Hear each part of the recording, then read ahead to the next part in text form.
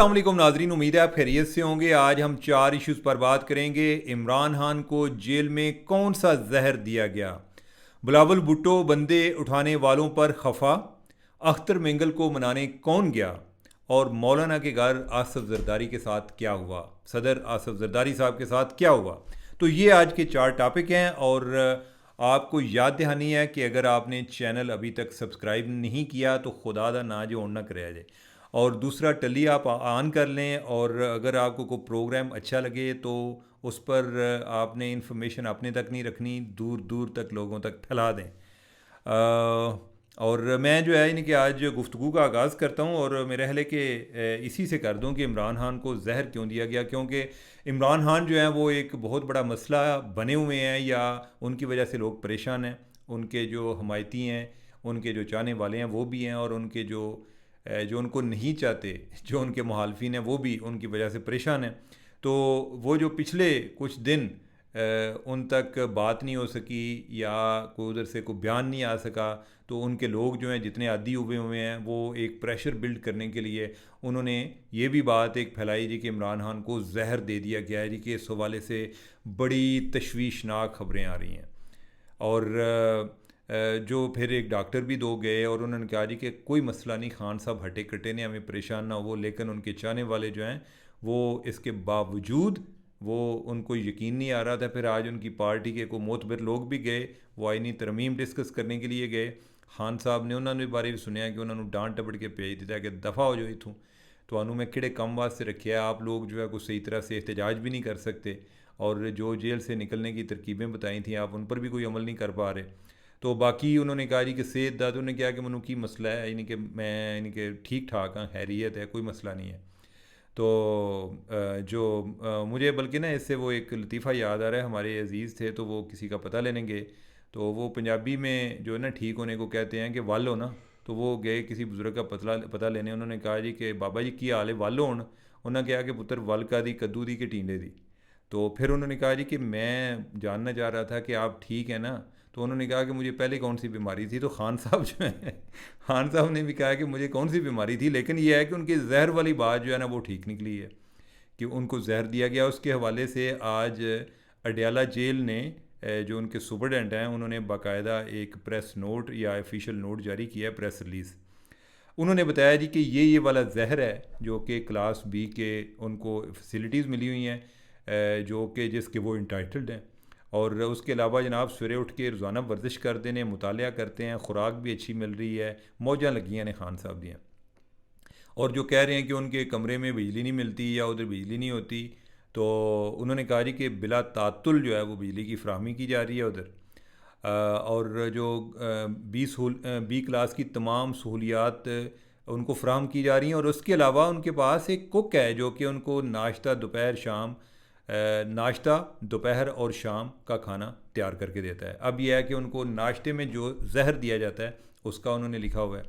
उनको जनाब मिलता है काफ़ी, एक पता नहीं ये क्या चैस सीड क्या है, यानी कि ये पता नहीं, मैं कोई इतना देसी आदमी है, खान साहब कड़ी चीज़ें खाते नहीं देने। और आगे है जी चुकंदर का जूस, ये नाश्ते में है, काफ़ी है। और ये जो एक जिसका मैंने नाम लिया जो मुझे से पढ़ा नहीं जा रहा, इसके अलावा दही है, बिस्किट है और खजूरें हैं। ये जनाब खान साहब को नाश्ते में ये जहर मिलता है।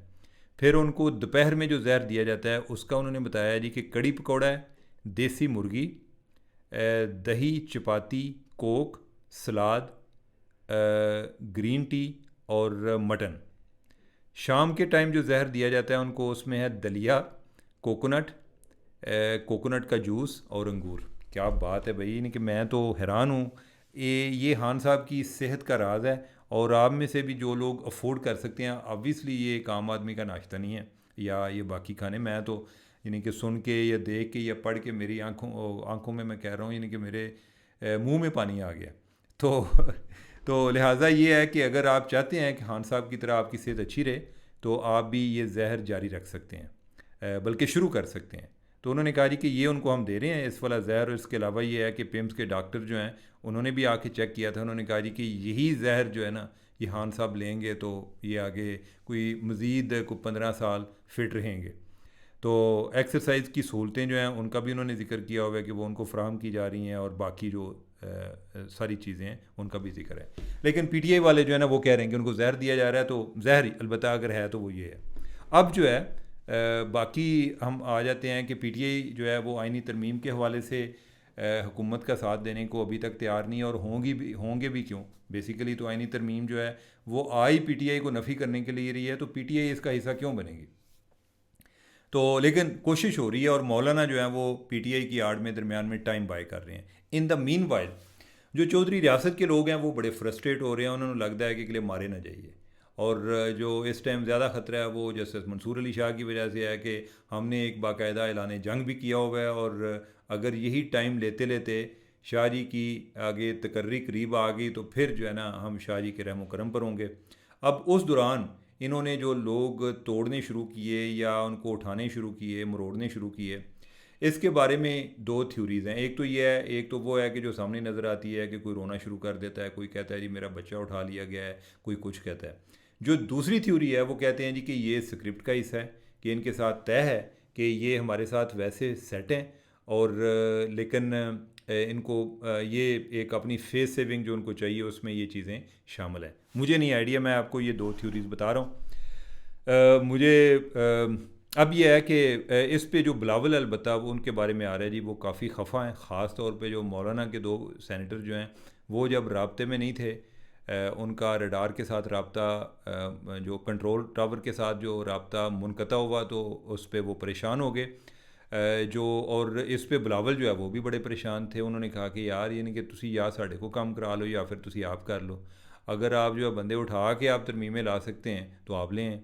और फिर यह है कि इस तरह की जो तरमीम है उनका फ़र्क क्या पड़ता है, उसके बाद जो है वो कोई सुप्रीम कोर्ट में चैलेंज करेगा जी कि इन लोगों ने अंडर ड्यूरिस इनको दबाव के तहत इनका जो ज़मीर है उसको निचोड़ के तो उसका वोट लिया गया, तो इससे सुप्रीम कोर्ट के पास भी बहाना आ जाएगा कि भाई ये कौन सा तरीका है तरमीम करने का या हमारी पावर कम करने का, तो वो तरमीम जो है वो बिल्कुल बेअसर हो जाएगी।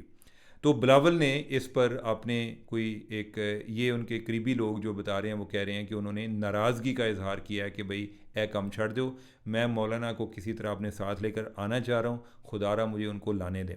बल्कि बिलावल ने यह भी ऑफ़र किया है कि जो मौलाना है वो तरमीम पेश करें, लेकिन मौलाना के अंदर क्या है वो इनके से टाइम बाई कर रहे हैं अभी तक, क्या वो इनके साथ आते हैं या नहीं आते। जब तक ये तरमीम हो नहीं जाती ये सारी बातें आई, दिन में भी कुछ 4 दफ़ा को टाइम चेंज हुआ है। अभी मैं व्लॉग रिकॉर्ड करने से पहले किसी एमएनए को पूछ रहा था, वो कह रहे थे कि जो नहीं जी हों जड़ा ना 9:30 बजे इजलास हो जाना है। तो मैंने कहा कि जब तक इजलास होता नहीं है या जब तक उधर तरमीम आती नहीं है, पेश नहीं होती, तो उस टाइम तक नहीं कहा जा सकता। एक सेनेटर से बात हो रही थी, सेनेटर जो है उनका ख्याल था जी कि जो तरमीम है पहले सेनेट में पेश होनी है, तो लिहाजा जब सबको अलग-अलग इन्फॉर्मेशन दी गई हो तो उस लिहाज से मामलात कोई इतने अभी क्लैरिटी उनमें नहीं है। और सो मच कि तरमीम पेश होने से पहले उसने अभी कैबिनेट में पेश होना है, उधर से उसकी अप्रूवल होनी है, वो कैबिनेट का इजलास जो है वो भी कोतर सोवारी जो है वो भी कैंसिल हो चुका है। तो अब वजह क्या है कि वो क्यों बार बार हो रहा है, उसकी वजह यह है कि ये एक कंसेंसस बिल्ड करने की कोशिश कर रहे हैं कि ताकि हम हंगी से एक इज्जत दे तरीके नाल काम करें, जो डर्टी वोट ना लें। ये डर्टी वोट हो जाते हैं ना कि बंदे चुकन चुकान वाले जड़े बेशक वो इनके साथ मिले भी हों, यानी कि हम यही एक थ्योरी को मान भी लेते हैं जी कि हो सकता है जी कि कुदी चोरा ना रली हो, इस तरह कह लें। तो लेकिन ये है कि ओवरऑल ये कोई एक ऑनरेबल तरीका नहीं है। आप कंसेंसस कर लें, बेशक आपका 3 चीज़ों पे नहीं होता, एक पे हो जाता है, जो आपको सबसे ज़्यादा ख़तरा नज़र आ रहा है उस पर कंसेंसस कर लें, बाकी चीज़ें नहीं होती, सारे काम एक पर आगे ना करो।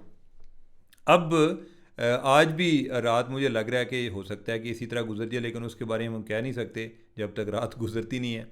अब आगे इसके हवाले से जो मौलाना की तजवीज़ है उस पर पीटीआई वाले, पीपल्स पार्टी वाले जो हैं वो एक लिहाज से मुतफिक भी हैं कि अगर कोई आइनी बेंच बना लिया जाए और आइनी बेंच का जो इख्तियार है वो जुडिशल कमीशन को दे दिया जाए। जुडिशल कमीशन में आगे मेंबर जो हैं वो ज़्यादा पार्लियामेंट के हैं, तो उनके ज़रिए आगे जो नए जज हैं वो आइनी कमीशन के लिए, आइनी बेंच के लिए भर्ती कर लिए जाएँ। मौजूदा जज जड़े इन्हें दूसरे पास ला दो, तो इससे जेयूआई की बात भी रह जाए और पीपल्स पार्टी की और गवर्नमेंट की दूसरी जो है नून लीग की बात रह जाए। लेकिन अब जो है साथ कोई जो चौधरी रियासत के लोग हैं वो कहते हैं कि मिलिट्री कोर्ट वाला मामला जो है वो भी हल हो तो तब बेहतर है। उस पे कोई मामला अटक जाता है जिसमें वो फ्रस्ट्रेशन में आके वो कहते हैं कि जो है ना जिस तरह कहते हैं ना घर रोज़ रोज़ नहीं बनते, तो इस तरह आइनी तरमीम जो है वो भी रोज़ रोज़ नहीं होती। तो लिहाजा वो भी फ्रस्ट्रेट हो के इधर उधर दी बोंगियाँ मार रहे हैं। तो अब ये है कि ये जब तक होती नहीं है उस टाइम तक ये मामला चल रहे हैं। लेकिन उनके जो करीबी लोग हैं वो कहते हैं जी कि बिलावल साहब जो हैं वो इस चीज़ पे माइंड किया कि यार तुसी क्यों बंदे चुक रहे हो। लेकिन मेरा एक और क्वेश्चन था कि बिलावल जो हैं वो कल हैदराबाद में तकरीर करते खुद भी धमकी दे रहे थे कि अगर ये ना किया गया तो हमें मजबूर किया जाएगा, अगर कंसेंसस ना हुआ तो JUI हमारे साथ ना आई तो फिर ये है कि हम मजबूर हो जाएंगे कि हमें खुद इनके बंदों के ज़रिए जो है वो काम करना पड़ेगा, जो अपोजिशन के बंदे हैं। तो धमकियाँ तो खुद भी दे रहे हैं।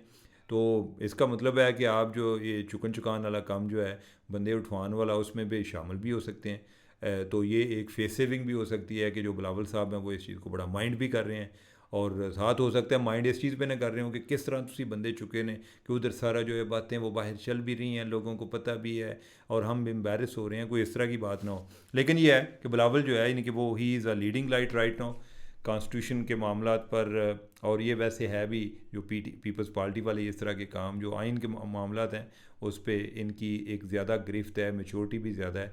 तो let's hope for the best. अब देखते हैं कि आइनी तरमीम जो है ये मसला फ़ीसा गौरसी को लंबा ही ना बन जाए, और उससे जो हुकूमत है वो भी बड़ी फ्रस्ट्रेट हो रही है, बड़ी डेस्परेट हो रही है। अब उसके साथ साथ ये मसला है कि अख्तर मिंगल साहब जो हैं आज उन्होंने एंट्री डाली है। अख्तर मिंगल साहब जो हैं वो वापस आ गए हैं। अख्तर मिंगल साहब पहले अपना रिज़ाइन दे के गए थे, इनका रिज़ाइन तो अभी तक एक्सेप्ट नहीं हुआ नेशनल असम्बली का। और साथ उन्होंने जो प्रेस कॉन्फ्रेंस की थी उन्होंने कहा था कि मैं अब तब आऊँगा कि जब पाकिस्तान आज़ाद हो जाएगा। आज़ाद से मतलब ये है कि मेरे ख्याल वो शायद ये कह रहे होंगे कि जो जमहूरियत या सियासत आज़ाद हो जाएगी या उस पर इधर उधर से कोई फ़ौजी प्रेशर नहीं आएगा, ये मतलब होगा। अब वो फ़ौजी प्रेशर जो कि इस टाइम अपने अरूज पर है राइट नाउ, ये जो बंदे उठाने वाला मामला चल रहा है, तो उसमें वो वापस आ गए हैं। अब उनको वापस कौन लेकर आया है ये भी एक अहम बात है। तो बिलावल साहब जो हैं ये जो अख्तर मिंगल हैं इनके एक भांजे हैं जिनका नाम है जाम अब्दुल करीम बाजार। ये मलीर से MNA हैं और ये पीपल्स पार्टी के MNA हैं। तो इनको भेजा गया था कि जनाब मामा जी मना के लाओ और उनको कहें कि यार हमारी बात सुने। अख्तर मिंगल साहब जो हैं उन्होंने भी अपने बंदों का जिक्र किया, उन्होंने कहा यार खुदा दा ना जी मेरे बंदे जो हैं जो सेनेटर हैं वो भी कह रहे हैं कि हमें कोई तंग किया जा रहा है। एक इनकी खातून है उसके हवाले से बातें आ रही हैं, दूसरा एक सेनेटर हैं उनके हवाले से बातें आ रही हैं। जो मिंगल साहब हैं उनका ये ख्याल है जी कि वो कोई उनको कोई बीमार हैं तो उनके साथ कोई मसला ना हो जाए। अब जो कोई दूसरी साइड के मतलब जो हुकूमती लोग हैं वो कह रहे हैं जी उनको कोई मसला नहीं है, वो जो बीमारी वाला मामला है वो भी एक फेस सेविंग के लिए है जी कि मैं बीमार हूँ। एनीवे यानी कि लेकिन मेरे ख्याल है कि दोनों बातें ठीक हो सकती हैं, फेस सेविंग भी हो सकती है और बीमार भी हो, यानी कि कोई आपके पास बाज़ का ये भी होता है कि आपके पास एक जैनवन जवाब भी हो सकता है किसी चीज़ का। तो अख्तर मिंगल साहब जो हैं वो वापस आ रहे हैं। अब कोशिश तो ये भी हो रही है कि अख्तर मिंगल को साथ बनाया जाए। पहले भी बातें जो सुनने में आ रही थी वो ये थी जी कि अख्तर मिंगल को साथ मिलने को तैयार हैं, लेकिन वो कह रहे हैं मन्नू भी तो को फेस सेविंग दो कि कोई उनका जो एक इशू है जो मिसिंग पर्सन वाला, वो कहते हैं कि भाई कोई बंदे कोई चार छड़ दो, कोई नहीं कि हम ये कहें कि जनाब as a CBM as a confidence building measure हमारे को बंदे छोड़े गए हैं, तो उसके नतीजे में हम जो है गवर्नमेंट का साथ देने को तैयार हैं। अब अख्तर मिंगल की अगर आप पोजीशन समझे तो अख्तर मिंगल भी एक बड़ा एक टाइट स्पॉट में है बलूचिस्तान में। उनको जो चैलेंज आ रहा है वो डॉक्टर मारंग की तरफ से आ रहा है कि मारंग जो है उन्होंने जो एक रेडिकल किस्म का यूथ है उनको एक आवाज़ बनी हुई है। तो जो अख्तर मिंगल है उनकी अपनी सियासत मुतासर हो रही है, वो अगर इधर हुकूमत के साथ बैठते हैं तो फिर वो अपनी जो उनकी सियासत है उधर कंप्रोमाइज़ होती है। तो लिहाजा उन्होंने पहले जो रिज़ाइन भी किया वो अपनी सियासत भी को बचाने के लिए किया कि यार सानू किसी पासे तो रहने दो। अब क्या वो वापस आ गए हैं और ये भी लगता है कि वो वोट भी देंगे। वो वोट किसको देंगे ये मामला जो है ज़्यादातर इन्होंने ही हल करने हैं, पीपल्स पार्टी वालों ने हल करने हैं। तो जिस तरह मैंने आपको पहले बताया कि उनके भांजे के ज़रिए उनको बुलाया भी गया, वो आए भी हैं जो कि कह रहे थे कि मैंने आना नहीं है, वो फाइनली आ भी गए हैं। और क्या वो अपने भांजे की वजह से आए हैं या अपने एक तरह से अगवा शुदा या जो अगवा के ख़तरे से जिनको जो ख़तरा पड़ा हुआ है कि उनके कोई दोस्त सेनेटर अगवा ना हो जाए उनकी वजह से हैं।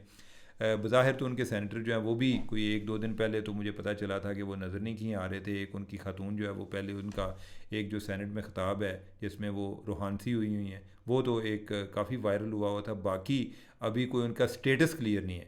लेकिन खुदा रहा कि अगर मामलात एक बेहतर तरीके से हल हो सकते हैं तो उनको उस तरह से हल होने दें। ये जो गंद काम है ना, यानी कि ये गंद ना करें, ये जो डर्टी वोट है इनसे बचें। इससे आपकी तरमीम जो है वो भी ख़तरे में है, और जो तरमीम है उसकी जो एक हैसियत है, उसकी जो सेंक्टिटी है, वो भी एक बड़ी बहुत ज़्यादा क्वेश्चनेबल होगी। एंड अबव ऑल उसमें अगर को मामला सुप्रीम कोर्ट में किसी जज के हाथ चढ़ गया किसी तरह, चांसेस तो मुश्किल लग रहे हैं क्योंकि तरमीम आएगी तो फिर इनके जो जिन जजेस हैं इनको ख़तरात हैं वो नहीं आएंगे। तो अगर आ गया तो फिर इनके लिए बहुत ज़्यादा क्वेश्चन मार्क होंगे। अब हम आते हैं अपने आखिरी टॉपिक पर, और जो हमारा आखिरी टॉपिक है वो है कि मौलाना, आपको याद होगा कि जिस रात को मौलाना के बंदों की मौलाना को इतला मिली कि मेरे दो बंदे चुकते ने या जनाब वो चुके जाना लेने, तो उनके वाले से भी यही फेस सेविंग की थ्योरी और दूसरी थ्योरी जो है वो साथ साथ चल रही हैं। तो उस टाइम जो है फिर रात को शहबाज शरीफ जो है वो भी मिलने गए, और फिर बाद में ये था जी कि आसिफ जरदारी जो है ना वो आएंगे, और आसिफ जरदारी आए, रात को लेट गए, लेट उनके घर पहुंचे, और उधर जाके आसिफ जरदारी जो है उनके बारे में आता है कि उनकी तबीयत ख़राब होगी, उनको को वॉमिटिंग शुरू होगी। और ये जो है ये इस मामले में को पहले कोई इस हवाले से कोई एक ट्वीट भी किया, और ट्वीट में ये था, इफ्तिखार फरदौस साहब हैं एक हमारे सीनियर जर्नलिस्ट और इंतहाई जो एक क्रेडिबल जर्नलिस्ट, उन्होंने लिखा जी कि जो कॉन्स्टिट्यूशनल अमेंडमेंट की तहरीर की बहुत सी वजूहात हैं, उसमें एक ये भी है कि एक बुज़ुर्ग गवर्नमेंट फंक्शनरी कोई एक इंतहाई अहम मीटिंग के लिए जो कि जिसमें कंसेंसस डेवलप होना था उधर गए, और फिर उनको उधर कोई तबीयत उनकी ख़राब हो गई और उनको वापस निकालना पड़ा। तो खैर मैंने फिर इस पर कुछ चेक किया और पता ये चला कि ये मामला कोई जरदारी साहब का था, और ये जो उधर मौलाना के घर ये हुआ। फिर मौलाना के घर में लोग जो हैं उन्होंने भी कहा कि जब जरदारी साहब को इस तरह वॉमिटिंग शुरू हुई तो हम खुद भी परेशान हो गए, कोई थे कोई नवा चांद ना चढ़ जाए, कोई कंसेंसस डेवलप करते करते कुछ और ना हो जाए। तो फिर जो है जरदारी साहब को फ़ौरन पुल आउट किया गया।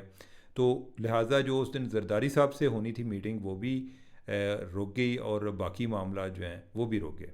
तो अब जो है यानी कि इस टाइम गवर्नमेंट जो है वो बिल्कुल पूरी तरह डेस्परेट है, और मौलाना जो हैं वो उनकी दौड़ें लगाए हुए हैं, यानी कि वो बार बार जो हैं कभी मौलाना उनसे मिलते हैं, कभी जो है पीटीआई वालों से मिलते हैं, और एक दोनों को जो है वो कोई स्माइल पास करते हैं और कुछ कहते हैं कि थोड़ा सा और काम करके लाएं तो फिर हम देखते हैं। और उस लिहाज से वो दिन ब दिन जो इतना टाइम उन्होंने गुजारा है, पहले भी इनके साथ कोई सितंबर वाला जो मामला था उस टाइम भी यही था जी कि जनाब कोई कर दो मौलाना साहब कर दो, और उस टाइम भी उन्होंने को मंसूर अली शाह का हवाला दिया था कि जनाब ये जो हमने तरमीम पास करनी है ये हमने संडे को करनी है, अगर अदरवाइज़ ये है कि मंडे को मंसूर अली शाह वापस आ गए तो ना साढ़े कड़ाके कर देने हैं।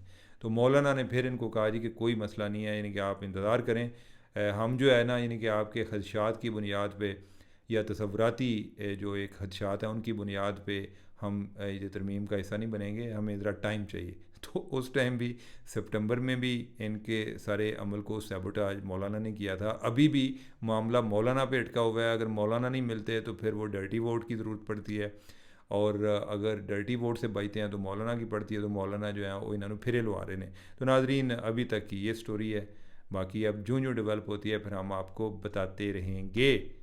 तो मुझे दें इजाज़त, अल्लाह हाफिज़।